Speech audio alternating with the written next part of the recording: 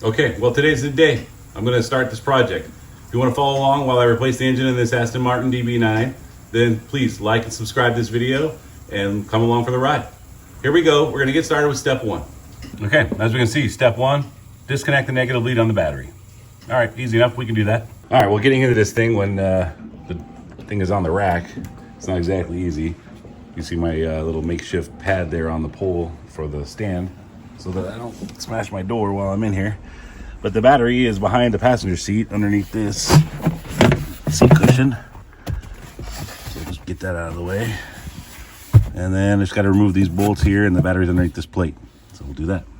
All right, step one was disconnecting the battery. Got that done.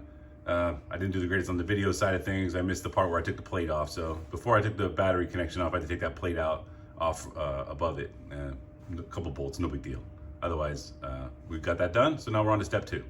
So this is going to be a pretty big project. There's going to be a lot of parts on this thing. So what I'm trying to work on is making sure I stay organized. I don't tend to be the most organized guy in the world, and I don't have a lot of room to work with here. So in order to make sure that I keep all the parts together for each step of this process, I went out and got a bunch of little Tupperwares, and I'm just basically labeling them. This is step one. So these are all the bolts I got out of pulling the battery out of there. I'm going to put them in there, seal it up, and put that away now. So now step one should be good to go. And when I'm ready to put it back together, I should just go in the opposite order. All right, step two, evacuate the AC unit. Refer to air conditioning, AC systems in the manual. All right, we're gonna follow the manufacturer's instructions, and I'm gonna get a professional over here to drain the AC lines. Now that the AC system's been completely discharged, I'm gonna go ahead and disconnect the AC lines.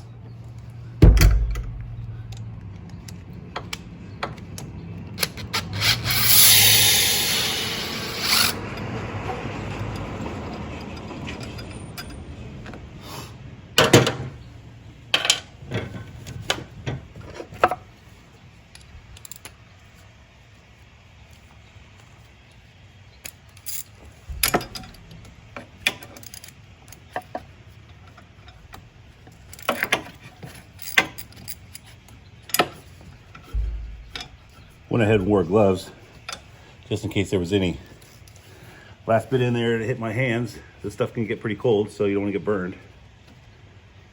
But it does make it harder to work with big old thick gloves on.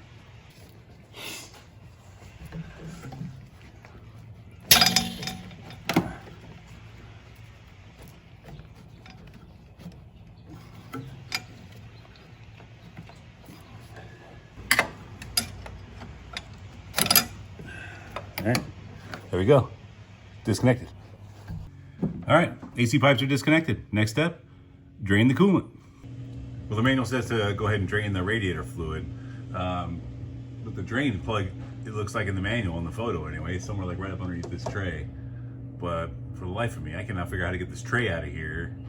And in the manual, I can't figure out where it says how to do it. So, yeah, I don't know. I can't figure out how to get it out of there. So, it just says to drain the fluid. It doesn't say I need to do anything crazy. So here's the bottom of the water line going into the block. So I'm just gonna loosen this and get this off and drain the fluid from here. What's the difference? As long as I get the fluid out. So we'll go for that.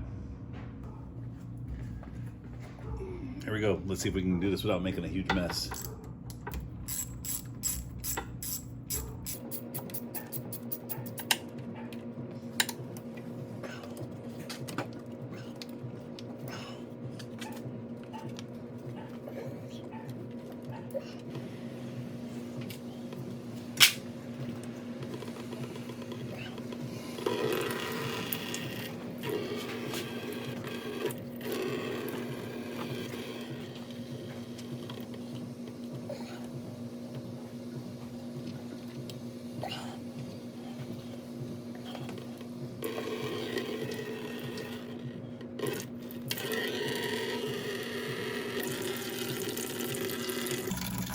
All right, well, this might take a minute, so maybe I'll come back when it's done.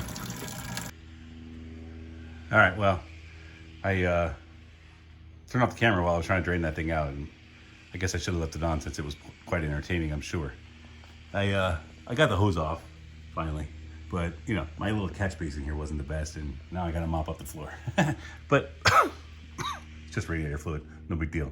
I'll get that cleaned up and move on to the next step. Step 4 done. Now I need to do step 5, remove these corner braces. Gotta lower the car back down to the ground before I do that though, so here we go. So we need to remove these corner braces and the car's on the ground.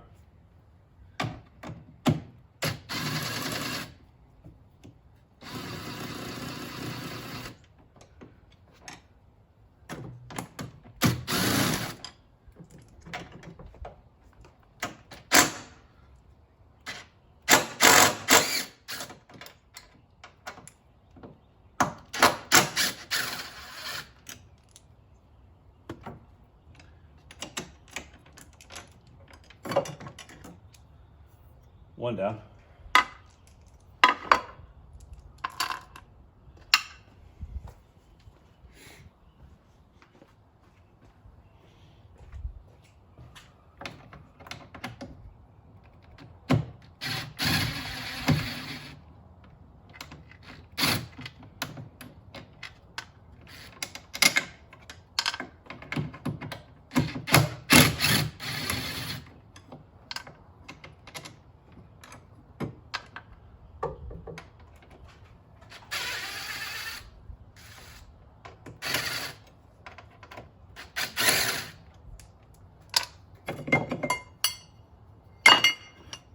Two down. Next step. All right, step 6 is remove the water bottle neck bracket. I already did that before I took the cross brace off. Step 7 is to remove the slam panel. So I already removed those bolts. All right, so the next step was to remove the slam panel. I've already removed all the screws. I did it earlier, actually, before I even got anywhere near this step. So now, here we go, slam panel removed. All right, so it said to remove a plastic cover to get this forward wiring harness off, but there wasn't a plastic cover in here, so I'm kind of thinking maybe it was just already removed previously, never put back. So that's unfortunate. Maybe I'll look into getting a new one if that's the case. But otherwise, the next step was to remove that plastic cover and remove the wiring harness. Well, it's disconnected. We're good. Next step. Now we're going to remove the bonnet release cable.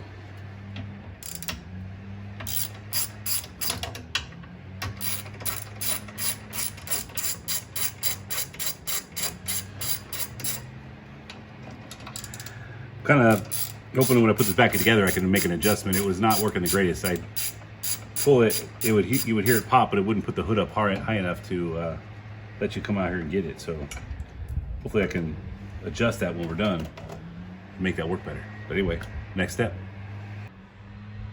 All right, so the next step's step 10 basically. Remove the reinforcement struts, the jump start plug, and the power steering reservoir.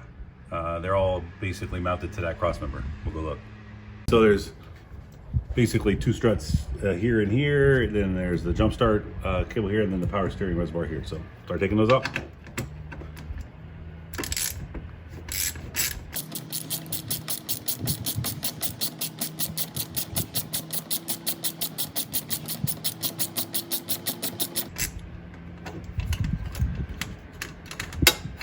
All right, there's one. Oh, that one's gonna have to get a wrench. Might be able to use the sucker on that one. That one was real loose.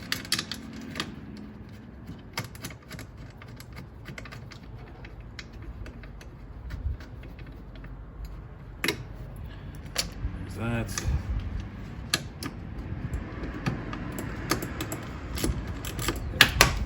The jump start plug was not on there very tight. All right, that's removed. And then those two are gonna require a wrench. All right, there we go. It's funny now that I'm filming myself, I realized I couldn't say all right. I gotta try to get out of that habit.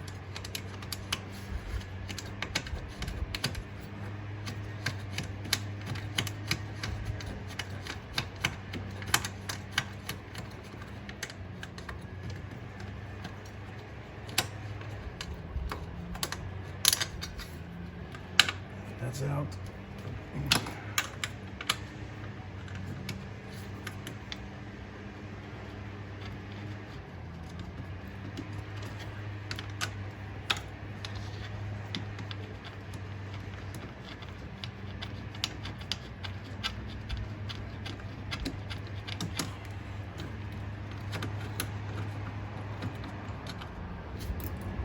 Okay, next step. All right, well, step 11's for manual transmission only. I have an automatic, so we're moving on to step 12. Remove the bolts and reinforcement brackets from the inner wing. All right, so here are those inner wing. I said all right again. I told you I gotta stop doing that. So here are the inner wing brackets. We're gonna try to get those out.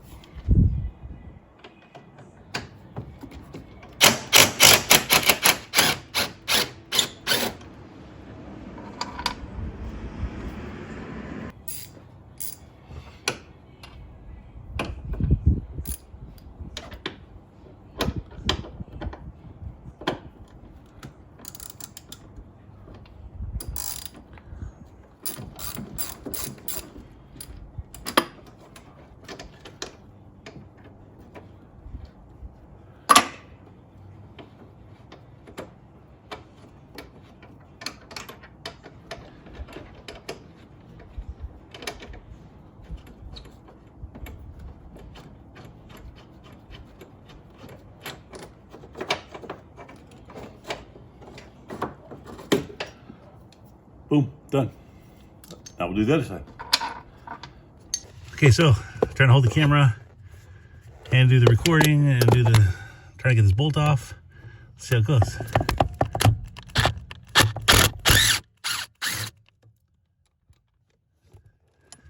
Well, I'd say that went okay. Next step. All right, I've been messing around with this for a while. Step 15 is to disconnect the wiring harness from inside the car. I'm having a heck of a time figuring out where the heck that is. So I'm pulling out the fuse box right now to see if I can't get in through here somewhere to figure out where it's at. Based on the new engine and the wiring harness being attached, I think it's on this side of the car. So I'm just trying to figure out where it's at. Okay, I got through step 15 today. I was hoping to get a little bit further, but I got hung up on disconnect the wiring harness from inside the vehicle. But it doesn't tell you where the wiring harness inside the vehicle is. And as you can imagine, it's a pretty tight car, so trying to get up underneath there is not easy. Best I could guess, it's on the passenger side, based on the new engine's wiring harness, which is still on there.